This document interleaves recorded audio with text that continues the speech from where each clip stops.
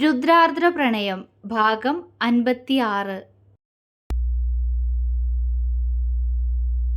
ആദി.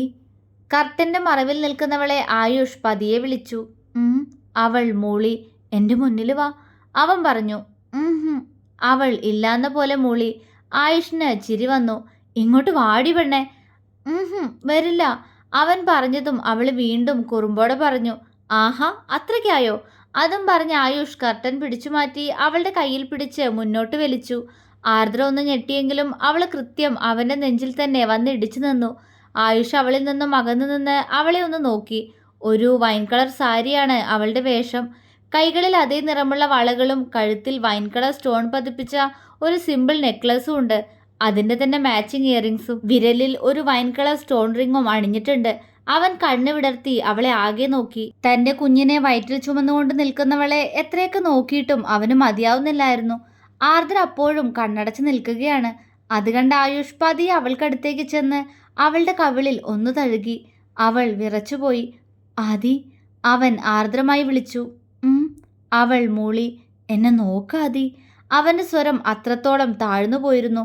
ആർദ്രയ്ക്ക് കണ്ണു തുറക്കാതിരിക്കാൻ കഴിയുമായിരുന്നില്ല. കാരണം ആ മുഖത്ത് ഓരോ ഭാവങ്ങളും ഒപ്പിയെടുക്കാൻ അവളും ഒരുപാട് ആഗ്രഹിക്കുന്നുണ്ടായിരുന്നു. കണ്ണുകൾക്ക് അത്രയും മുന്നിൽ തൻ്റെ പ്രിയപ്പെട്ടവൻ. ആദി, അവൻ പ്രണയാതുരമായി വിളിച്ചു. ഹാപ്പി ബർത്ത്ഡേ രുദ്രേട്ട, അവൾ പറഞ്ഞു. അവൻ ചിരിച്ചു. പക്ഷെ ആ കണ്ണുകളിൽ മറ്റെന്തോ ഭാവമാണ്. അത് കണ്ട് അവൾ അവനെ വിറയലോടെ നോക്കി. അവൻ ഇടത് കൈയിലുണ്ടായിരുന്ന പ്രഗ്നൻസി കാർഡ് അവൾക്ക് നേരെ കാണിച്ചു കൊടുത്തു. ആർദ്രയുടെ മുഖം ചുവന്നുപോയി. എന്തത്? എപ്പറഞ്ഞു? പറഞ്ഞില്ലല്ലോ എന്നോട്, അവൻ ആർദ്രമായി ചോദിച്ചു. അത് കുറച്ചു ദിവസമായി ഒരു ക്ഷീണം ഉണ്ടായിരുന്നു. എനിക്ക് സംശയം തോന്നിയിരുന്നു. അപ്പം തോന്നി രുദ്രേട്ടനെ അറിയാതെ ശ്രദ്ധിക്കണമെന്ന്. അതാ ഞാൻ എൻ്റെ ക്ഷീണമൊന്നും പുറമെ കാണിക്കാതിരുന്നേ. മനസ്സിലാക്കുമെന്ന് എനിക്കറിയായിരുന്നു. അവൾ പറഞ്ഞതും അവൻ അവളെ ആകാംക്ഷയോടെ നോക്കി. എന്നിട്ട് എന്നാ അറിഞ്ഞേ? അവൻ ചോദിച്ചു. 2-3 ദിവസമായി. ഇന്ന് പറയാമെന്ന് കരുതി. അത്രയും പറഞ്ഞപ്പോഴേക്കും അവളുടെ മുഖമാകെ നാണം നിറഞ്ഞു. ആയുഷിൻ്റെ കണ്ണുകൾ നിറഞ്ഞുപോയി. അടുത്ത നിമിഷം അവൻ അവളെ ആഞ്ഞു പുണർന്നു. എത്രയൊക്കെ അവളെ തൻ്റെ ശരീരത്തിലേക്ക് ചേർത്തിട്ടും മതിയാവാത്തതുപോലെ. അവളുടെ കൈകളും അവനെ ചുറ്റിപ്പിടിച്ചു. ആദി. ആയുഷ് അവളെ തന്നിൽ നിന്നും അകറ്റി മാറ്റി അവളുടെ മുഖം കയ്യിൽ കോരിയെടുത്ത് അവളുടെ മുഖമാകെ ചുംബിച്ചു. അവൻ്റെ കണ്ണുകൾ അപ്പോഴും നിറയുന്നുണ്ടായിരുന്നു. ആർദ്രയുടെ നെഞ്ചൊന്ന് പിടഞ്ഞു. അവൻ്റെ ഉള്ളിലെ വേദന എന്താണെന്ന് അവൾക്ക് മനസ്സിലാവുന്നുണ്ടായിരുന്നു. അവൾ പെട്ടെന്ന് അവൻ്റെ കയ്യിൽ അമർത്തിപ്പിടിച്ചു. അപ്പോഴേക്കും ആയുഷിൻ്റെ ചുണ്ടുകൾ അവളുടെ ചുണ്ടുകളെ പൊതിഞ്ഞു കഴിഞ്ഞിരുന്നു. അവളുടെ കണ്ണുകൾ അടഞ്ഞുപോയി. അവൻ്റെ കണ്ണുനീർ കൂടിക്കലർന്ന ചുംബനം. ആർദ്ര അവനെ തിരികെ ചുംബിച്ചില്ല. അവൻ്റെ സന്തോഷം പ്രകടിപ്പിക്കുന്നത് അവൾക്ക് അറിയണം. അവളത് അത്രയും മോഹത്തോടെ അറിയുകയാണ്. എന്നാൽ അവൻ്റെ ചുംബനത്തിൽ ശ്വാസം മുട്ടിയതും അവളൊന്ന് പിടഞ്ഞു. അത് മനസ്സിലാക്കിയതുപോലെ ആയുഷ് അവളുടെ ചുണ്ടുകളെ മോചിപ്പിച്ച് അവളെ പുണർന്നുകൊണ്ട് തൻ്റെ നെഞ്ചിലേക്ക് ചേർത്തു. ആർദ്ര അവനെ ചുറ്റിപ്പിടിച്ചു. അവൻ അവളുടെ തലയിൽ മുഖമമർത്തി നിന്നു.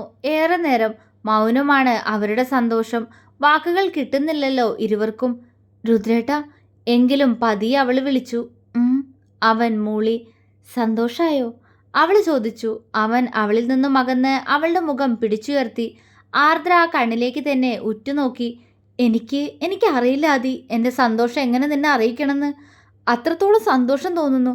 ഒരുപക്ഷെ ഇന്ന് ഈ ലോകത്തിൽ ഏറ്റവും കൂടുതൽ സന്തോഷിക്കുന്നത് ഞാനായിരിക്കുന്ന പോലും തോന്നുന്നു എനിക്ക്.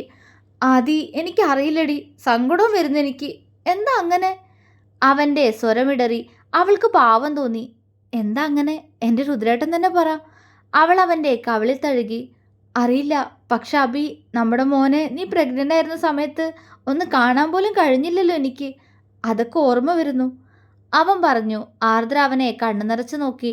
അത് കണ്ടവൻ പെട്ടെന്ന് അവളുടെ കണ്ണ് തുടച്ചു കൊടുത്തു. കരയില്ലേ? പെട്ടെന്ന് അതൊക്കെ ഓർത്തപ്പോൾ സങ്കടം വന്നതാ. പക്ഷേ ഈ കിടക്കുന്ന ആളുടെ വളർച്ചയൊക്കെ എനിക്ക് അറിയാൻ പറ്റുമല്ലോ, അല്ലേ ആദി? അവൻ സാരിക്ക് മുകളിലൂടെ അവളുടെ വയറിലൊന്ന് തൊട്ടു. എന്നോട് ക്ഷമിക്കൂ രുദ്രേട്ട. അന്ന് എൻ്റെ രുദ്രേട്ടൻ കൂടെ വേണമെന്ന് ഞാൻ ഒരുപാട് ആഗ്രഹിച്ചിരുന്നു. പക്ഷേ അവൾ എന്തോ പറയാൻ തുടങ്ങി. കരയല്ലേ പെണ്ണെ, ഞാൻ പെട്ടെന്ന് എന്തോ പറഞ്ഞെന്ന് കരുതി നീ എന്തിനാ കരയുന്നേ? ഞാൻ വെറുതെ പറഞ്ഞതാ. അതും പറഞ്ഞവൻ പ്രഗ്നൻസി കാർഡ് അവളുടെ കയ്യിലേൽപ്പിച്ചു. ആർദ്ര സംശയത്തോടെ അവൻ്റെ മുഖത്തേക്ക് നോക്കി. പക്ഷെ അപ്പോഴേക്കും ആയുഷ് അവൾക്ക് മുന്നിൽ മുട്ടുകുത്തിയിരുന്നിരുന്നു. ആർദ്ര കണ്ണ് വിടർത്തി അവനെ തന്നെ നോക്കി നിന്നു. അവൻ പതിയെ വയറിൽ നിന്നും അവളുടെ സാരിയുടെ മറ നീക്കി. ആർദ്ര ചിരിയോടെ അവനെ നോക്കുന്നുണ്ട്. അവളുടെ വയറിലേക്ക് തന്നെ കുറച്ചു നേരം അവൻ ഉറ്റുനോക്കി. പതിയെ വിറയാർന്ന കൈകൾ ഉയർത്തി അവൻ അവിടെയൊന്ന് തഴുകി. ആർദ്ര ഒന്ന് പിടഞ്ഞു. ആയുഷ് പതിയെ താഴ്ന്നു വന്ന് അവളുടെ പൊക്കിൾ ചുഴിയിൽ ചുണ്ടമർത്തി.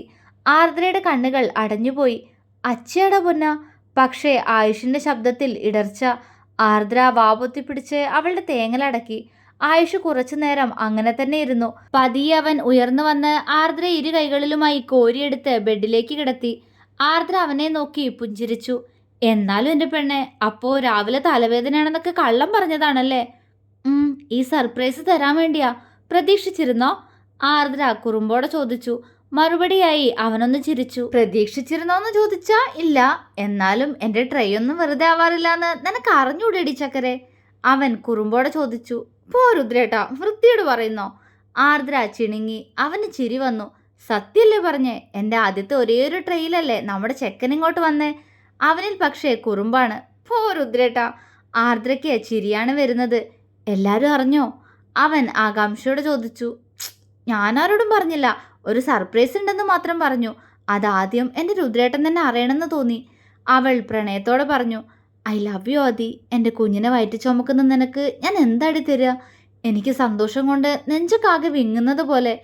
അവൻ പറഞ്ഞു. ഈ സ്നേഹം മാത്രം മതി എനിക്ക്. പിന്നെ ഒരു ഉപകാരം കൂടി ചെയ്യണം. അവൾ പറഞ്ഞതും അവൻ സംശയത്തോടെ അവളെയൊന്ന് നോക്കി. ഉപകാരോ? എന്ത്? അവന് മനസ്സിലായില്ല. അത് താഴെ എല്ലാവരോടും രുദ്രേട്ടൻ പറയൂ. ഇത് എനിക്കെന്തോ ചമ്മല് തോന്നുന്നു. എന്തിനാ ചമ്മല്? അവള് പറഞ്ഞതും അവൻ പുരുകമുയർത്തിക്കൊണ്ട് ചോദിച്ചു. അത് നമ്മളിങ്ങനെ ജീവിക്കാൻ തുടങ്ങിയിട്ട് 1 മാസം കഴിഞ്ഞതല്ലേ ഉള്ളൂ. അപ്പോഴേക്കും ഇങ്ങനൊരു ന്യൂസ്? ഞാൻ പറയില്ല. എനിക്ക് നാണം വരും. അവൾ മുഖം പൊത്തി. ആയുഷ് പൊട്ടിച്ചിരിച്ചുപോയി. എടി നാണക്കാരി, കൂടുതൽ നാണിക്കണ്ടാട്ടോ. ചിലപ്പോ വയറ്റില് നമ്മുടെ മോളുള്ള കാര്യം ഞാൻ അങ്ങോട്ട് മറന്നുപോവും. നിന്നെ എന്തെങ്കിലും ചെയ്തു ഞാൻ. അവൻ കുറുമ്പോടെ പറഞ്ഞു. ആർദ്ര അവനെ സംശയത്തോടെ നോക്കി. മോളാണെന്ന് ഉറപ്പിച്ചോ? മോനാണെങ്കിലോ? അവള് ചോദിച്ചു. ആരാണെന്ന് വെച്ചാൽ ആയിക്കോട്ടെ, ഒരു കുഴപ്പമില്ല. എന്തായാലും എൻ്റെ ഭാര്യയെ ഇനി ഞാൻ തന്നെയല്ലേ നോക്കാൻ പോകുന്നേ. അപ്പോൾ എനിക്കറിയാൻ പറ്റൂലോ ആൺകുട്ടിയാണോ അതോ പെൺകുട്ടിയാണോ എന്ന്. അവൻ കുറുമ്പോടെ പറഞ്ഞതും ആർദ്ര അവനെ വിടർന്ന കണ്ണുകളോടെ നോക്കി. അത് ശരിയാ. അപ്പോ എന്നോടും കൂടെ പറയണേ രുദ്രേട്ട, എന്ത് കുഞ്ഞാന്ന്? അബിയെ പ്രഗ്നന്റ് ആയിരുന്ന സമയത്ത് ഇച്ചാനല്ലേ എന്നെ നോക്കിയിരുന്നേ. എന്നിട്ട് എനിക്ക് പറഞ്ഞു തന്നില്ലാന്നേ. സ്കാനിങ് റിപ്പോർട്ടും കാണിച്ചു തന്നില്ല. ദുഷ്ടൻ എനിക്ക്. അവൾ മുഖം വീർപ്പിച്ചു. ആയിഷ അവളെ പ്രണയത്തോടെ നോക്കി. അത് ഞാനും പറഞ്ഞു തരില്ലല്ലോ എൻ്റെ ചക്കരെ. അവൻ അവളെ കൊഞ്ചിച്ചു. അവൾ ചുണ്ടു പിളർത്തി. അതെന്താ? നമ്മുടെ കുഞ്ഞല്ലേ, എന്നോട് മാത്രം പറഞ്ഞാൽ മതി. അത് മാത്രം പറഞ്ഞു തരില്ല. ഞാനൊരു ഡോക്ടർ ആദി. എൻ്റെ മെഡിക്കൽ എത്തിക്സ് വിട്ട് ഒന്നും ഞാൻ ചെയ്യില്ല. അവൻ്റെ സ്വരം പെട്ടെന്ന് ഗൗരവത്തിലായി. ആർദ്ര മൂളി. സങ്കടമായോ എൻ്റെ ആദിക്ക്? അവളുടെ മങ്ങിയ മുഖം കണ്ടവൻ സ്നേഹത്തോടെ ചോദിച്ചു. അവൾ അവനെ നോക്കിയൊന്ന് പുഞ്ചിരിച്ചു. ഇല്ല, ആദ്യം രുദ്രേട്ടൻ തന്നെയല്ലേ അറിയണ്ടേ നമുക്ക് എന്ത് കുഞ്ഞാന്ന്.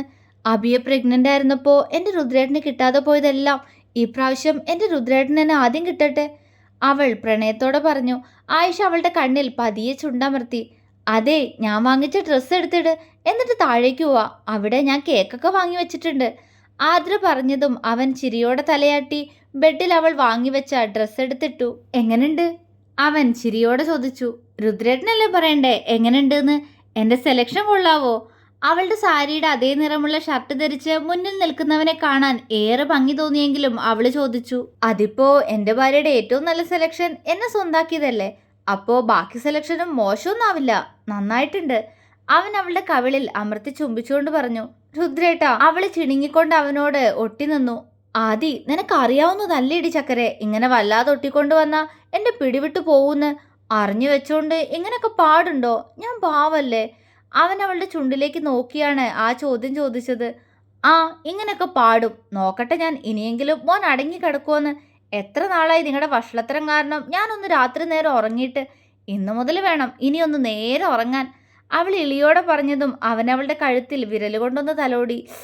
ആർദ്ര ഏങ്ങി. അങ്ങനെ ഉറക്കൊഴിഞ്ഞതിൻ്റെ റിസൾട്ടല്ലേ ആദി ഇത്ര നേരത്തെ വന്നേ. എന്നിട്ടിപ്പോൾ അവസാനം കുറ്റി എനിക്ക് മാത്രോ? ഞാൻ വേണ്ടാന്ന് വെക്കുമ്പോൾ നീയല്ലേ ഓരോന്ന് കാണിച്ചു തന്ന് എന്നെ രുദ്രേട്ട. അവൻ പറഞ്ഞു പൂർത്തിയാക്കും മുന്നേ അവളവൻ്റെ വാപൊത്തി. അവൻ ആ കയ്യിൽ അമർത്തി ചുംബിച്ചതും അവൾ പിടപ്പോടെ കൈ പുറകോട്ട് മാറ്റി. എന്താടി ചക്കരെ, സത്യല്ലേ? ഇനി കുറച്ചുനാൾ റെസ്റ്റ് തന്നേക്കാ. അത് കഴിഞ്ഞാൽ പിന്നെ റെസ്റ്റൊന്നും വേണ്ട.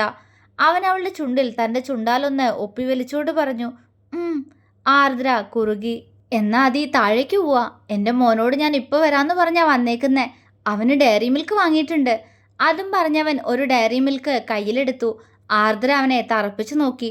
ദേ രുദ്രേട്ടാ, മോനിങ്ങനെ ചോക്ലേറ്റ് വാങ്ങി കൊടുക്കല്ലേ കേട്ടോ, പല്ല് കേടുവരും. ഞാൻ എത്ര തവണ പറഞ്ഞതാ. ആർദ്ര മുഖം വീർപ്പിച്ചു. അവൻ അവളെ ചേർത്ത് പിടിച്ചു. വല്ലപ്പോഴല്ല എൻ്റെ ചക്കരെ, അതിന് നീ ഇങ്ങനെ ചുമ്മ ചുമ്മ പിണങ്ങാതെടോ പോടുന്ന്. ആർദ്ര കുറുമ്പോടെ അവനെ തട്ടിമാറ്റി. രണ്ടുപേരും ചിരിയോടെ താഴേക്ക് നടന്നു. ആയുഷും ആർദ്രയും താഴേക്ക് ചെല്ലുമ്പോഴേക്കും അവിടെ ബലൂൺസ് എല്ലാം കൊണ്ട് ഡെക്കറേറ്റ് ചെയ്തിരുന്നു ദാസും മല്ലികയും പത്മനാഭനും കൂടി. ആയുഷും ആർദ്രയും അബിയും ചേർന്നാണ് കേക്ക് കട്ട് ചെയ്തത്. ആദ്യത്തെ പീസ് അവൻ അബിയുടെ വായിലാണ് വെച്ചു കൊടുത്തത്. അതിനുശേഷം ആർദ്ര തന്നെ ആയുഷിനു നേരെ ഒരു പീസ് കേക്ക് നീട്ടി. അവൻ അതിലൊന്ന് കടിച്ച് അത് അവൾക്ക് നേരെ തന്നെ നീട്ടി. ആർദ്ര ചിരിയോടെ അത് വാങ്ങിക്കഴിച്ചു. റൂമിൽ നിന്ന് വലിയ ഡയലോഗ്സ് ഒക്കെ പറഞ്ഞെങ്കിലും ആർദ്ര പ്രഗ്നൻ്റ് ആണെന്ന് എല്ലാവരോടും പറയുമ്പോഴേക്കും ആയുഷിൻ്റെ മുഖം ചുവന്നു പോയിരുന്നു. മുത്തശ്ശൻ അമ്പട കേമാന്ന് പറഞ്ഞ് ആയുഷിനെ കെട്ടിപ്പിടിച്ച് അയാളുടെ സന്തോഷം അറിയിച്ചു. മറ്റുള്ളവരും നല്ല സന്തോഷത്തിൽ തന്നെയായിരുന്നു. മല്ലിക അപ്പോൾ തന്നെ ദേവർമഠത്തിൽ വിളിച്ച് എല്ലാവരോടും പുതിയ അതിഥിയുടെ വരവിനെക്കുറിച്ച് പറഞ്ഞു. കേൾക്കേണ്ട താമസം എല്ലാവരും കൂടി കൈലാസത്തിൽ എത്തിക്കഴിഞ്ഞിരുന്നു. പാറു മിമിയും ഹൈദരാബാദിലായിരുന്നതുകൊണ്ട് തന്നെ അവർക്ക് വരാൻ കഴിഞ്ഞിട്ടില്ല. എങ്കിലും ആർദ്രയും ആയുഷിനെയും അവരുടെ സന്തോഷം അവർ വീഡിയോ കോൾ ചെയ്ത് അറിയിച്ചു. ഉടനെ നാട്ടിലേക്ക് വരാമെന്നും വാക്കുകൊടുത്തു. മനു ആയുഷിനെ കൂർപ്പിച്ച് നോക്കുന്നുണ്ട്. എന്താ അളിയ? അവൻ്റെ നോട്ടം കണ്ട് ആയുഷ് കുറുമ്പോടെ ചോദിച്ചു. ഇവിടെ എൻ്റെയും വിവാഹം കഴിഞ്ഞതാ. ഒരവസരം എനിക്ക് താഴെ നീ ഫസ്റ്റ് അടിക്കാൻ. ഇതാദ്യത്തെ നിനക്ക് തന്നെ, രണ്ടാമത്തെ നിനക്ക് തന്നെ. ഒന്നുമില്ലെങ്കിലും നിന്നേക്കാൾ വയസ്സിന് മൂത്തതല്ലേ ഞാൻ. അതെങ്കിലും നിനക്കൊന്ന് ഓർത്തൂടെ? മനു ആയുഷിനെ കളിയാക്കിക്കൊണ്ട് പറഞ്ഞു. ആയുഷ് അവനെ കള്ളച്ചിരിയോടെ നോക്കി. അതായത് എൻ്റെ അളിയ, ആ ഒരു ഫീലിൽ എനിക്കൊരു അളിയനുണ്ടെന്നോ അവനല്ലേ മൂത്തതെന്നൊന്നും ഓർക്കാനുള്ള സമയം കിട്ടില്ലാന്നേ. നമ്മൾ മറ്റൊരു ലോകത്തായിരിക്കും, അവൻ കുറുമ്പോടെ പറഞ്ഞു. മനു അവനെ വാപൊളിച്ചു നോക്കി. കാരണം അവനിങ്ങനെ ഓപ്പണായിട്ട് പറയുന്ന മനു കരുതിയിരുന്നില്ല. അവൻ്റെ നോട്ടം കണ്ട് ആയുഷിന് ചിരി വന്നു. എന്താ അളിയ, അടുത്ത ഗോൾ അടിക്കുന്നതിന് മുന്നേ നിനക്ക് ഞാൻ അവസരം തരാ, ഉറപ്പ്. ആയുഷ് നാണത്തോടെ പറഞ്ഞു. ശവം, ഇവനോടൊക്കെ പറഞ്ഞ് എന്നെ തല്ലണം. മനു അവനെ കൂർപ്പിച്ചു നോക്കി. അതുകൂടായതും ആയുഷ് പൊട്ടിച്ചിരിച്ചുപോയി. അത് കണ്ടതും മനുവും ചിരിച്ചു. അബിയോട് ആയുഷ് അമ്മയുടെ വയറ്റിൽ കുഞ്ഞുവാവുണ്ടെന്നൊക്കെ പറഞ്ഞു കൊടുത്തപ്പോൾ കണ്ണു വിടർത്തി നോക്കുന്നുണ്ട് ചെക്കൻ. കാർത്തികേയൻ എല്ലാം കണ്ട് ആർദ്രയെ നോക്കി മാറി നിൽക്കുന്നുണ്ട്. സാവിത്രിയോട് സംസാരിച്ചു കഴിഞ്ഞ് നേരെ നോക്കിയപ്പോഴാണ് തന്നെ നോക്കി നിൽക്കുന്ന അയാളെ ആർദ്ര കണ്ടത്. എന്തുകൊണ്ടോ ആ സമയം അയാൾക്ക് നേരെ മുഖം തിരിക്കാൻ അവൾക്ക് കഴിഞ്ഞില്ല. അവള് പതിയെ അയാളെ നോക്കി പുഞ്ചിരിച്ചു. കാർത്തികേയന്റെ മുഖം സന്തോഷം കൊണ്ട് വിടർന്നു പോയി. ആ സന്തോഷം അയാളുടെ കണ്ണുകളെ നിറച്ചത് കണ്ടപ്പോൾ എന്തുകൊണ്ടോ ആർദ്രയ്ക്കും ഉള്ളിലൊരു നോവ് തോന്നി. ബെന്നിയോടും മെറിനോടും ആയുഷും ആർദ്രയും ഒരുമിച്ചാണ് വീഡിയോ കോൾ ചെയ്ത് കാര്യം പറഞ്ഞത്. കേട്ടപ്പോൾ അവർക്കും ഒരുപാട് സന്തോഷം. ബെന്നിയുടെ പപ്പയും മമ്മിയും മെറിൻ്റെ പാരൻസും എല്ലാം ആർദ്രയോട് സംസാരിച്ചു. എല്ലാവരും അത്രത്തോളം സന്തോഷത്തിൽ തന്നെയായിരുന്നു. ആർദ്രയുടെ സംസാരം കഴിഞ്ഞതും ആയുഷ് ഫോണുമായി അല്പം മാറി നിന്നു. എന്നാലും നിനക്ക് ഇത് തന്നെയടേ പണി? കോള് കട്ട് ചെയ്യാൻ നേരം തമാശ പോലെ ബെന്നി ആയുഷിനോട് ചോദിച്ചു. സ്നേഹം കൊണ്ടല്ലേ? ആയുഷ് കുറുമ്പോടെ മറുപടി പറഞ്ഞു. ബെന്നിക്ക് ചിരി വന്നു പോയി. സ്നേഹിക്ക്. അല്ലടാ ആയുഷ്, എൻ്റെ ഏതപ്പന് കൂട്ടായിട്ട് ഏലിയാമ്മ വരുമോ അത് ഏലിയാസ് വരുമോ? എന്തായാലും പേരിടാനാവുമ്പോഴേക്കും ഞാനങ്ങോട്ട് എത്തിയേക്കാം. ബെന്നി ആയുഷിനെ ദേഷ്യം പിടിപ്പിക്കുകയാണ്. പന്ന മോനെ, എൻ്റെ മക്കൾക്ക് പേരിടാൻ എനിക്കറിയാം. നീ കൂടുതൽ ഉണ്ടാക്കണ്ട. അവൻ്റെ ഒരു വെച്ചിട്ട് പോടാ പുല്ലേ ഫോൺ. അതും പറഞ്ഞ് ആയുഷ് പല്ല് കടിച്ചതും ബെന്നി പൊട്ടിച്ചിരിച്ചുകൊണ്ട് കോള് കട്ട് ചെയ്തു. ആയുഷും ചിരിയോടെ അവൻ്റെ റൂമിലേക്ക് നടന്നു. തുടരും.